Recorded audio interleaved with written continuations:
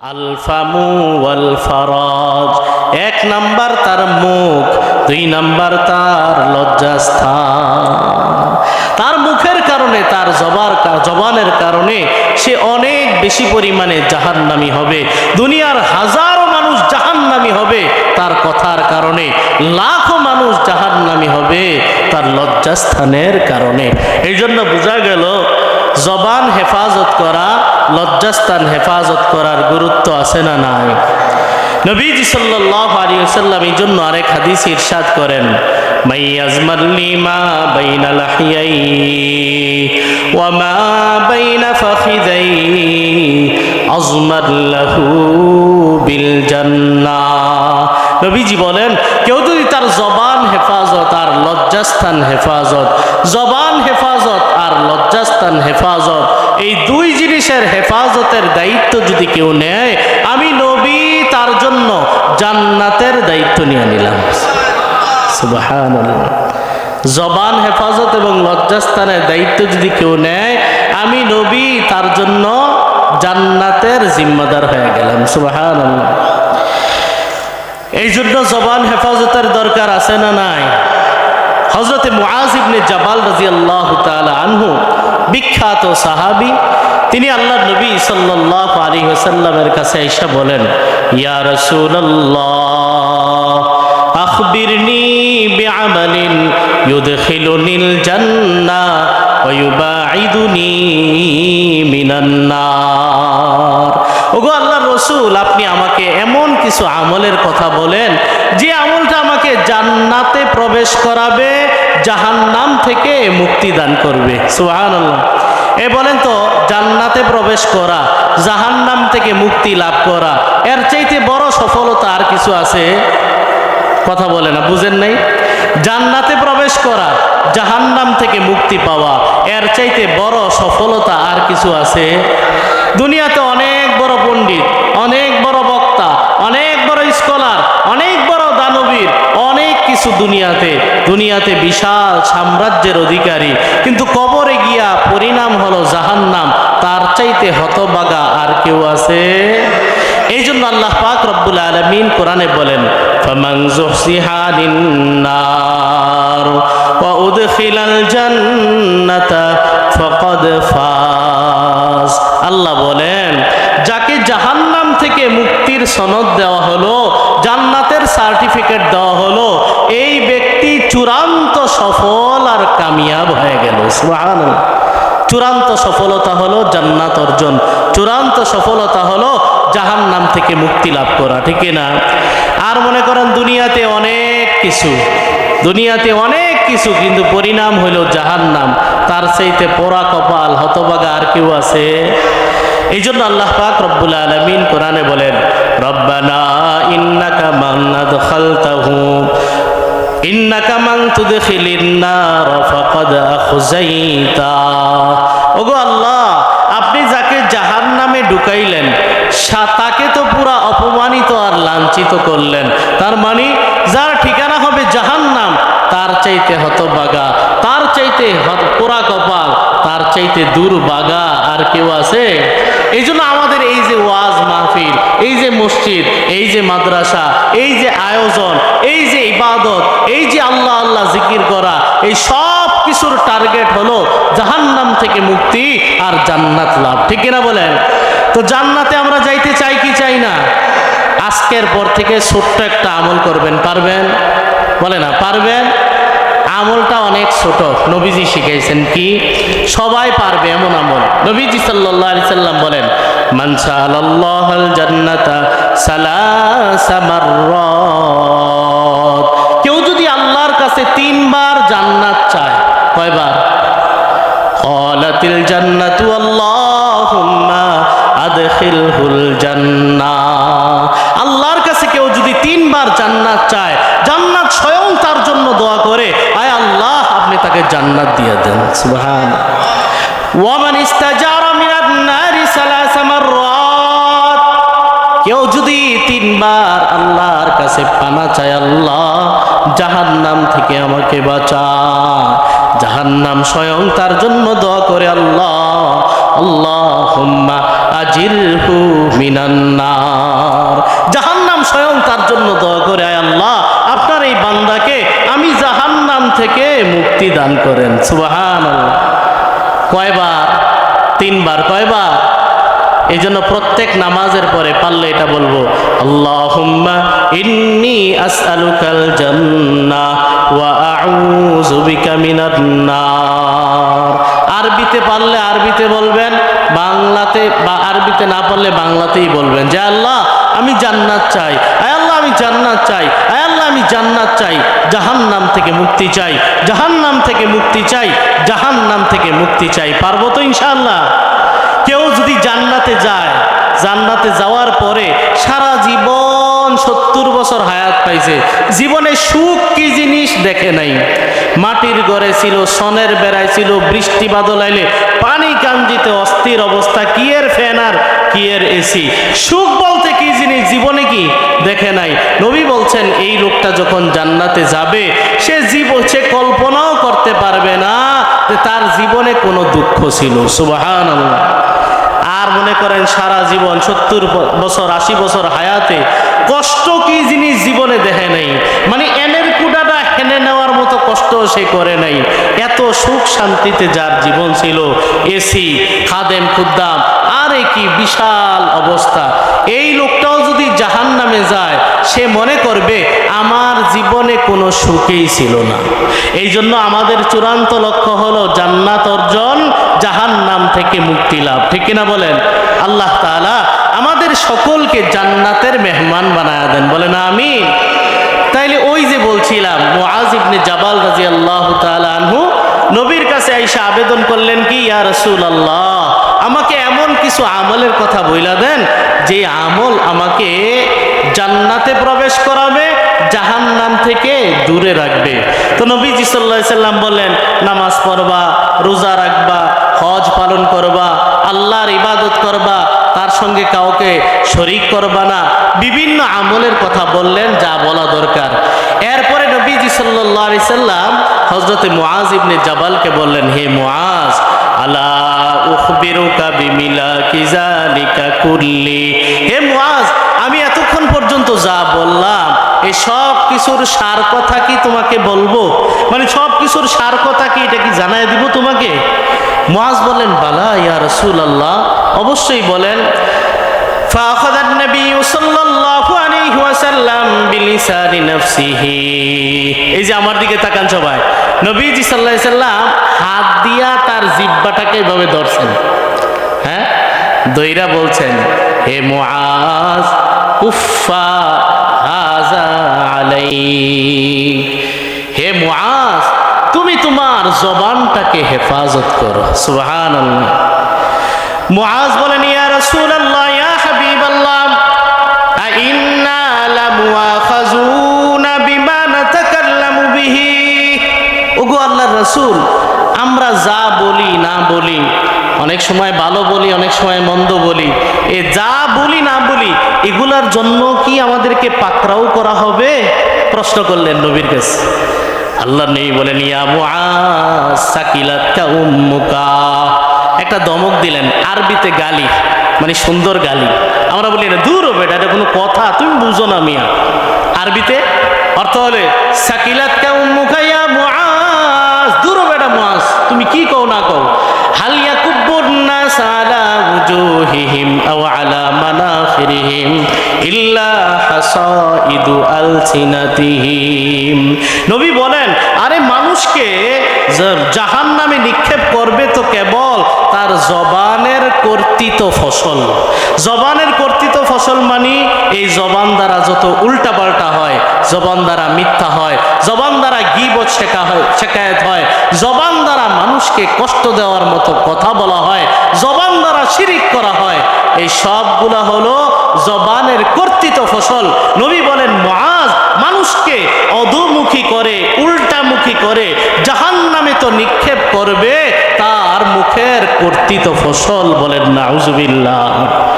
এই জন্য জবানকে হেফাজত করার দরকার আছে না নাই? তাহলে 2 নাম্বার কথা বললাম, জবানের কারণে মানুষ বেশি পরিমাণে জাহান্নামী হবে। 3 নাম্বার, জবান হেফাজত করা দুনিয়া এবং আখিরাতে সব ধরনের বিপদ আপদ থেকে মুক্তির অন্যতম মাধ্যম। সুবহানাল্লাহ।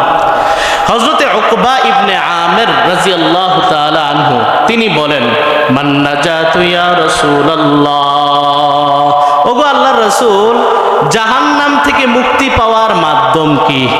অথবা দুনিয়াতেও বিভিন্ন বিপদ আপদ থেকে মুক্তি পাওয়ার মাধ্যম কি? এখানে শব্দ যেহেতু আম ব্যাপকভাবে বলা হয়েছে, সব অর্থ করতে পারি আমরা। জাহান্নাম থেকে মুক্তির মাধ্যম কি? দুনিয়া থেকে বিপদ আপদ থেকে বাঁচার মাধ্যম কি? নবীজি সাল্লাল্লাহু আলাইহি সাল্লাম 3টা উপায় বললেন। কয়টা উপায়? বিপদ আপদ থেকে বাঁচার কয়টা উপায় বললেন? 1 নাম্বার, আমসিক আলাইকা লিসানাক, 1 নাম্বার তুমি তোমার জবানটাকে হেফাজত করবা। ওয়ালিয়াসআকা বাইতুকা, তোমার ঘর যেন তোমার জন্য প্রশস্ত হয়, মানে তুমি কাজ ছাড়া ঘরের বাইরে যাইবা না। ফিতনা ফাসাদের যেই যুগ, বাইরে গেলেই গুনাহ, বাইরে গেলেই গুনাহ। চা দোকানে বইলেই গীবত, দোকানে বইলেই টিভি, বাইরে গেলেই নগ্ন নারী, বাইরে গেলেই এলোমেলো, বাইরে গেলেই যত ঝামেলা, ঠিক কিনা বলেন? এই জন্য ইমানদারের জন্য তার বাসা, তার বাড়ি, এটাই হলো নিরাপদ জায়গা, ঠিক কিনা? নবী বলেন, ওয়ালিয়াসআকা বাইতুকা, তোমার ঘরটা যেন তোমার জন্য প্রশস্ত হয়, প্রয়োজন ছাড়া, একান্ত জরুরত ছাড়া ঘর থেকে বাইরে যাবা না। কষ্ট হলেও, দুঃখজনক হলেও বাস্তব সত্য, আমাদের অনেক মুরব্বী বাবারা গল্প গুজব ছাড়া থাকতেই পারেন না। কেন? আপনি আল্লাহ বিল্লাহ করেন, আপনি একটু কোরআন তেলাওয়াত করেন, আপনি একটু তাসবিহাত পাঠ করেন, কেন এই দোকানে চাষটলে বইসা এদিক দিয়ে বেডি দেখতেছে আর ওই দিক দিয়ে চা টানতেছে? এখনো অভ্যাস হয়ে গেল ডান হাতে বিড়ি, বাম হাতে চা, স্মার্ট স্মার্ট লাগে নিজেকে। কবে আর কবরের কথা মনে হবে? কবে আর আখিরাতের কথা মনে পড়বে? হায়াত তো শেষ হয়ে যাচ্ছে, ঠিক কিনা বলেন? এত বছর পার হয়ে গেল, এখনো শুধরাইলাম না। আমার চালচলনে মনে হয় আমি মরুবে না। সবচাইতে অসম্ভব কিছু যেটা মনে হয় মরণ। চালচলনে এটাই বলে, ঠিক কিনা বলেন? বয়স হয়েছে 90 বছর, ডিল করে, চুক্তি করে, লিজ নিচে জায়গা একটা 300 বছর মেয়াদে। বয়স হয়েছে কত? নিজের বয়স 90, লিজ নিচে জায়গা, চুক্তি এলো 300 বছরের। মানে ভাবসাবে মনে হয় আমার মরণ নাই, ঠিক কিনা বলেন? এই জন্য নবী বলেন, ওয়ালিয়াসআকা বাইতুকা, তোমার ঘরটা যেন তোমার জন্য প্রশস্ত হয়। এরপরে নবী বলেন, ওয়াবকি আলা খাতিআতিক, তুমি তোমার গুনার জন্য আল্লাহর কাছে কান্দো, আল্লাহর কাছে কান্দো, আল্লাহর কাছে কান্দো। জীবনে চলতে গিয়া ভুল ত্রুটি হয় কি হয় না? গুনাহ আছে না নাই? আমি আপনি কেউ ফেরেশতা না, আমার আপনার গুনাহ আছে, ভুল আছে। নবী বলেন, ওয়াবকি আলা খাতিআতিকা, তোমার গুনার জন্য আল্লাহর কাছে কান্না করো।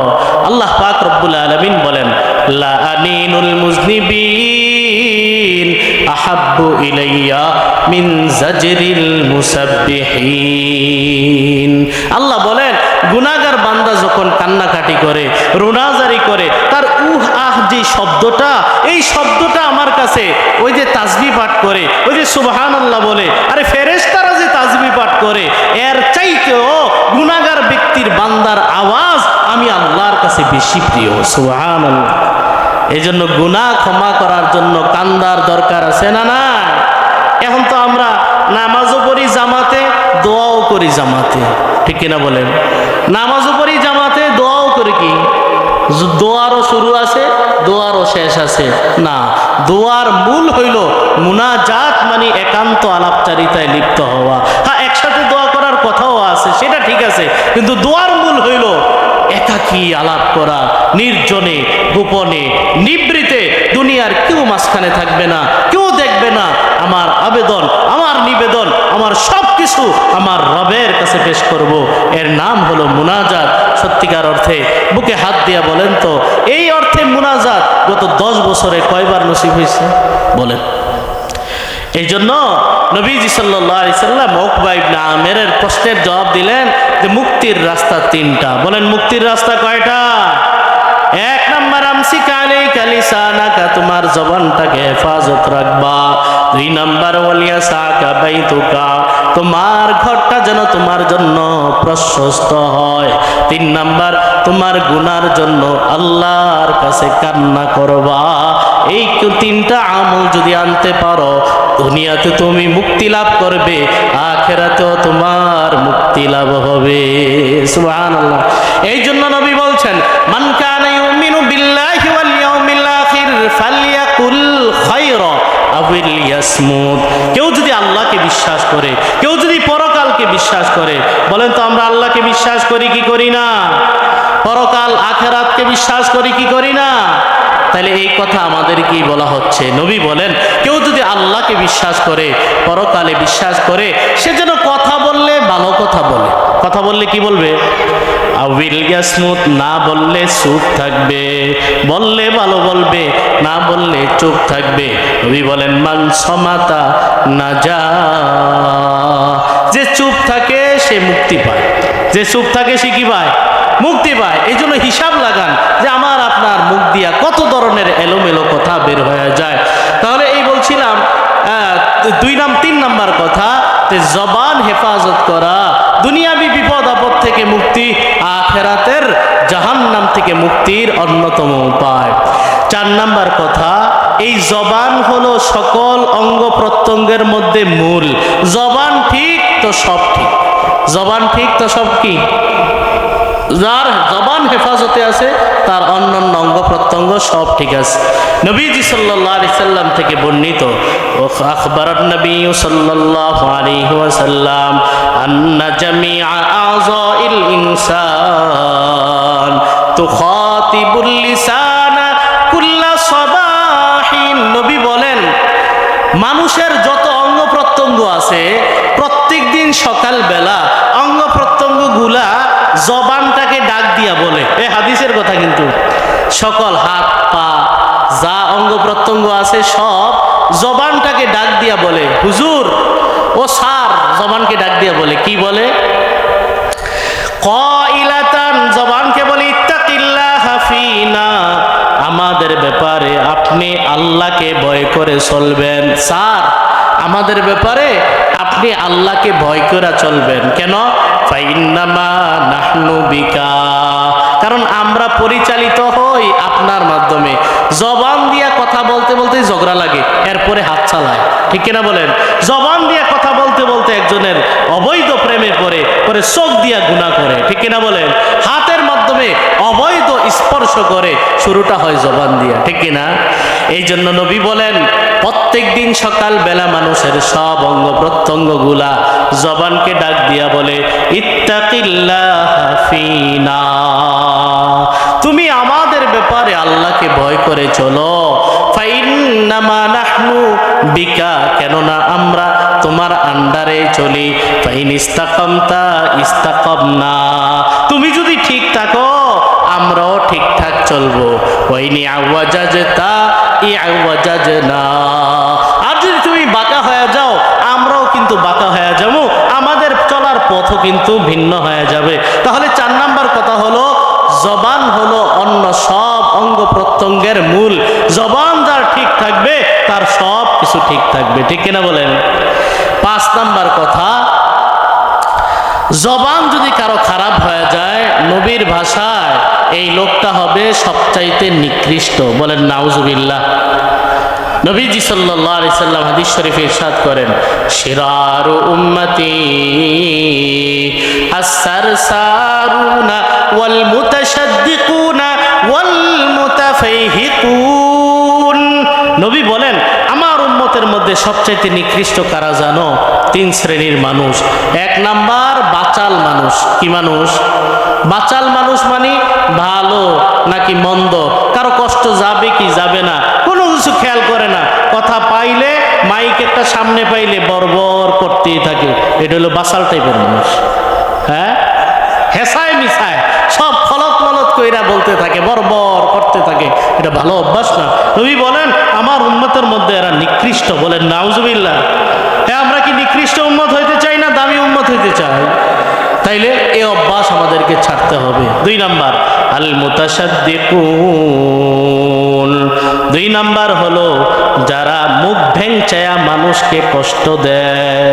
মুখটা একটা বেটকি দিয়া ঠোঁটটারে বাঁকা কইরা একটা বেঞ্চি দিল আর কি, একটা কথা কইয়া মানুষকে ক্রিটিসাইজ করি কি করি না, এই হলো দুই নাম্বার। তিন নাম্বার আল মুতাফাইহিকুন। আল মুতাফাইহিকুন, সাহাবায়ে কেরাম বলেন ইয়া রাসূলুল্লাহ মুতাফাইহিকুন কারা? নবী বলেন আল মুতাকাব্বিরুন, যারা কথায় কথায় অহংকার প্রকাশ করে এরা হলো আমার উম্মতের মধ্যে সবচাইতে নিকৃষ্ট। তাহলে এই হাদিস দ্বারা বোঝা গেল তিন শ্রেণীর মানুষ নিকৃষ্ট। কয় শ্রেণীর মানুষ? এক নাম্বার বাচাল টাইপের মানুষ, দুই নাম্বার যারা মুখ ভেঙচি দিয়া মানুষের মনে কষ্ট দেয় তারা, তিন নাম্বার যারা কথায় কথায় গর্ব অহংকার পেশ করে। তো জবান হেফাজত সম্পর্কে পাঁচটা কথা বলা হইল। এক নাম্বার, জবানের কোনো কথার মাধ্যমে বান্দার মর্যাদা বৃদ্ধি পায়, আবার মর্যাদা বুলন্ডিত হয়।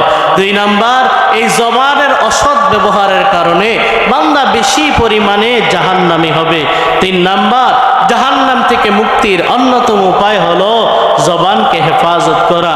চার নাম্বার, জবান হলো সকল অঙ্গ প্রত্যঙ্গের মূল, জবান ঠিক থাকবে তো তার সব ঠিক থাকবে। পাঁচ নাম্বার কথা, এই জবান যারা হেফাজত করতে পারবে না, নবী বলছেন তারা আমার উম্মতের মধ্যে সবচাইতে নিকৃষ্ট। আল্লাহ তাআলা আমাদের সকলকে জবান হেফাজতের তৌফিক দান করেন, বলেন আমিন।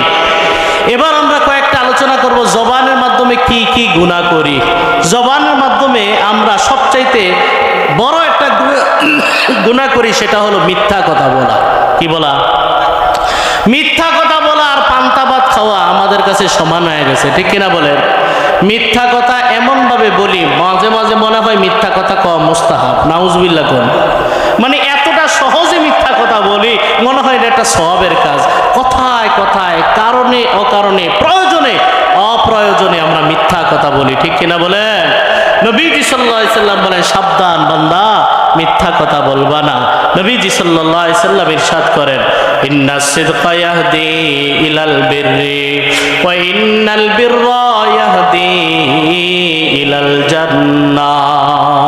নবীজি সাল্লাল্লাহু আলাইহি সাল্লাম বলেন সত্য কথা পুণ্যের দিকে নিয়ে যায়, সত্য কথা পুণ্যের দিকে নিয়ে যায়, আর পুণ্য জান্নাতের পথ দেখায়। সুবহানাল্লাহ। ওয়া ইন্নার রাজুলা লা ইস্তালাসদুকু হাত্তা ইউক্তাবা ইনদাল্লাহি সিদ্দীকা।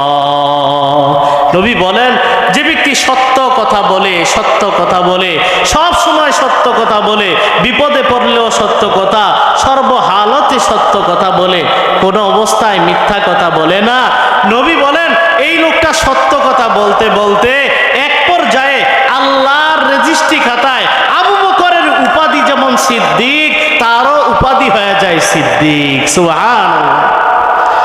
ওয়া ইন্নাল কাযিবা ইয়াহদি ইলাল ফুজুর, মিথ্যা কথা পাপের কাজ। বলেন মিথ্যা কথা কি কাজ? ওয়া ইন্নাল ফুজুরা ইয়াহদি ইলান নার, পাপের ঠিকানা হলো জাহান্নাম। পাপের ঠিকানা কি? ওয়া ইন্নার রাজুলা লা ইয়াকযিবু হাত্তা ইউক্তাবা ইনদাল্লাহি কাযযাবা। নবী বলেন একটা লোক মিথ্যা কথা বলে, সমাজের মধ্যে বড় স্যার বলে ডাকে, সবাই ম্যাজিস্ট্রেট বলে ডাকে, সবাই ইঞ্জিনিয়ার সাহেব বলে সেলুট দেয়, আবার প্যান্ট কোট টাই খুব ইন করে পরে, মানে বিশাল সুন্দর স্যার, সুসারা পরেই না, এমন ব্যবসা নিয়ে চলে, কিন্তু কথায় কথায় মেয়ে। কিছু ব্যবসা আছে এদেরকে বলে ঠোঁট ব্যবসায়ী। এদেরকে বলে কি?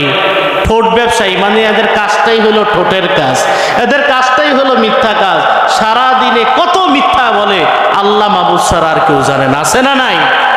নবী বলেন যতই ভদ্র লোক দেখা যাক, ওয়া ইন্নার রাজুলা লা ইয়াকযিবু হাত্তা ইউক্তাবা ইনদাল্লাহি কাযযাবা। একটা লোক যখন সব সময় মিথ্যা কথা বলে আল্লাহর রেজিস্ট্রি খাতায় তার নাম উঠে যায় জনাব কাযযাব, মিথ্যুক সাহেব। নাউজুবিল্লাহ বলেন, মানে রেজিস্ট্রি খাতায় লেখা হয় অমুকের বেটা অমুক, এটা চরম মিথ্যুক। নাউজুবিল্লাহ বলেন। এই জন্য আমরা সিদ্দিক হতে চাই না, কাযযাব হইতে চাই। আল্লাহ আমাদের সকলকে সিদ্দিকের কাতারে উপনীত হওয়ার তৌফিক দান করেন। এই জন্য মিথ্যা কথা বলা যাবে। এখন ব্যবসায়ী করে বললে হুজুর সত্যের বাত নাই, নাউজুবিল্লাহ বলেন, সত্যের বুঝি বাত নাই, এটা কি কথা হইল কোনো? হ্যাঁ, হাজারো ব্যবসায়ী আছে যারা 50 বছর ব্যবসা করতেছে, মিথ্যা বলেন, আছে না নাই? তো তারা যদি পারে, আপনি আমি পারি না, এটা আমাদের ব্যর্থতা। সত্যেরও বাজার আছে, সত্যেরও স্থায়ী সফলতা আছে, এটাই চূড়ান্ত সত্য কথা, ঠিক কিনা বলেন? এই জন্য ব্যবসা করা এটা অনেক বড় সওয়াবের কাজ, অনেক বড় আমল। শর্ত হলো সততা থাকতে হবে। কি থাকতে হবে? নবীজি সাল্লাল্লাহু আলাইহি সাল্লাম হাদিস শরীফে ইরশাদ করেন, আত-তাজিরুস সাদুকুল আমিন মা'আন নাবিয়িনা ওয়াস-সিদ্দিকিনা ওয়াশ-শুহাদা'i ওয়াস-সালিহিন। নবী বলেন, সৎ আমানতদার ব্যবসায়ী, বলেন কয়টা গুণ বলছে? 2টা। সৎ আমানতদার ব্যবসায়ী। কারণ আমানতদার কেমনে হবে? 120 টাকা কেজি বেচার লেগিয়া উপর দিয়া সব সুন্দর করে সাজায় রাখছে, ভিতরে হাত দিলে ফুটুস, আছে না নাই? আমাদের এদিকে একজনের নাম হয়ে গেছে লাভের হোসাইন। নাম কি হয়ে গেছে? লাভের হোসাইন। মানে পাট ব্যবসা করতো, রাতের বেলা বৃষ্টি হয়েছে, পাট আইনা থুয়ে দিছে বাইরে, 4 মন হয়ে বাইরে বাড়ছে 8 মন। এখন 8 মন কয়ে মানুষের কাছে বেচছে, এরপর থেকে এর নাম হয়ে গেছে লাভের হোসাইন। ভালো হয়েছে না? দুনিয়ার মানুষে এখন হ্যারে ও কার বাইক যাবেন? ও লাভের হাসন, হোসাইন তো কয় না, লাভের হাসনের বাইক নিয়ে যাইবেন। এটা কি ভালোভাবে স্মরণ করে না মন্দভাবে? হ্যাঁ, দুনিয়ায় মানুষের মুখে মুখে হয়ে গেছে, আখেরাতে জানি কি হয় আল্লাহ জানে। এই জন্য সাবধান মুসলমান, মিথ্যা কথা বলা যাবে না। জবান দিয়া যেই গুনাহগুলা করি, এর মধ্যে আরেকটা হলো গীবত করা। কি করা? গীবত শিকায়াত করা। মানুষের গীবত করা যাবে না। গীবত কাকে বলে? নবীজি সাল্লাল্লাহু আলাইহি সাল্লাম বলেন, যিকরুকা আখাকা বিমা ইয়াকরাহু। নবী বলেন, গীবত হলো এমন আলোচনা, যে আলোচনা তুমি এখন করতেছ তোমার ভাইয়ের আড়ালে, সে যদি শুনে তাহলে কষ্ট পাবে। এটার নাম হলো গীবত। এটার নাম কি? গীবত। এখন সাহাবী বলে, ইয়া রাসূলুল্লাহ, ইন কানা ফীহি মা আকুলু, আমি যা বলছি এটা যদি আসলেই তার মধ্যে থাকে, কথা বুঝেন, আমি যা বলতেছি এটা যদি আসলেই তার মধ্যে থাকে, এটাও কি গীবত হবে? নবী বলেন, হ্যাঁ, তার মধ্যে যেই দোষ আছে এটা তার আড়ালে বলা, এটাই তো গীবত। আর যদি না থাকে দোষ, এরপরে বলো, এটা তো গীবতের বড় বাপ, এটা অপবাদ। এটা কি? কথা বুঝবেন? যদি তার ভিতরে ওই দোষটা থাকে, তার আড়ালে আলোচনা করা, এটার নাম হলো গীবত। আর যদি যেই দোষের কথা বলা হচ্ছে, এই দোষ যদি তার মধ্যে না থাকে, তাহলে এটা হলো আরো বড় গুনাহ, অপবাদ। এই জন্য গীবতও করা যাবে না, অপবাদও দেওয়া যাবে না। তবে মনে রাখতে হবে, সব গীবত কিন্তু নাজায়েজ না। ক্ষেত্র বিশেষ গীবত ওপেন করা এটা আবশ্যক হয়ে পড়ে। কথার কথা, আমার সামনে ডাকাত দল তারা পরামর্শ করছে আজকে রাতে চেয়ারম্যান সাহেবের বাড়িতে ডাকাতি করবে। এখন ডাকাত দলের এই সকল কথা আপনার কাছে বলা, এটা কি আমার গীবত হয়েছে? অবশ্যই গীবত হয়েছে, এবং এই গীবত করা আবশ্যক ছিল। গীবত সবসময় হারাম না, গীবত প্রয়োজনের কারণে গীবত করা ফরজও হয়ে যায়। কথা বুঝে আসছে? একজন আপনার ঈমান নিয়ে সিনিমিনি খেলতেছে, এমন এমন কথা বলতেছে যার কারণে ঈমানদারের ঈমান নষ্ট হয়ে যাওয়ার উপক্রম, তার সমালোচনা কেউ যদি মাহফিলে করে, এই সমালোচনা করা এটা আবশ্যক, এটা অবধারিত। এই গীবত নাজায়েজ না। কথা কি বুঝাইতে পারলাম? যেই গীবতের কারণে উপকার হবে, যেই গীবতের কারণে আরেকজনের জান বেঁচে যাবে, যেই গীবতের কারণে আরেকজনের মাল বেঁচে যাবে, যেই গীবতের কারণে ঈমান হেফাজত হবে, আমলের হেফাজত হবে, এই গীবত কিন্তু নাজায়েজ না। ঠুস করে ফেসবুকে লিখে দিলেন, আলেম মানুষ হইয়া আরেক আলেমের গীবত কেমনে করেন, এটা গীবত না। যদি তার দোষ থাকে, সত্যিকার অর্থে বিজ্ঞ প্রাজ্ঞ অভিজ্ঞ আলেম যদি সেই দোষ ধইরা দেয়, এটাও গীবত, কিন্তু নাজায়েজ গীবত না। বুঝে আসছে কথাটা? নাজায়েজ গীবত হলো কোনটা? যেটা কোনো উপকার নাই, যার কাছে বলছেন এটা বিশেষ কোনো সতর্কতার দরকার নাই, আন্দাজি একটা মানুষের দোষ করলেন, এটার নাম হলো গীবত। নবীজি সাল্লাল্লাহু আলাইহি সাল্লাম বলেন, আল গীবাতু আশাদ্দু মিনাজ জিনা। নবী বলেন, গীবতের গুনাহ জিনার চাইতেও ভয়াবহ। নাউজুবিল্লাহ বলেন। উলামায়ে কেরাম বলেন, এটা কেন? কারণ হলো জিনা ব্যভিচারের মতো মহাপাপ কবিরা গুনাহ আল্লাহ না করুক কেউ যদি করে, এটা আল্লাহর নির্দেশ অমান্য করার কারণে তার কবিরা গুনাহ হবে। আবার তওবা করলে আল্লাহর কাছে মাফ চাইলে আল্লাহ তাআলা কি করবেন? মাফও করে দেবেন। কিন্তু গীবত এটা হলো বান্দার হক। গীবত হলো কি? বান্দার হক। বান্দার হকের বেলায় শুধু তওবা করলেই মাফ হয় না, যতক্ষণ না তার কাছেও মাফ চাওয়া হয়।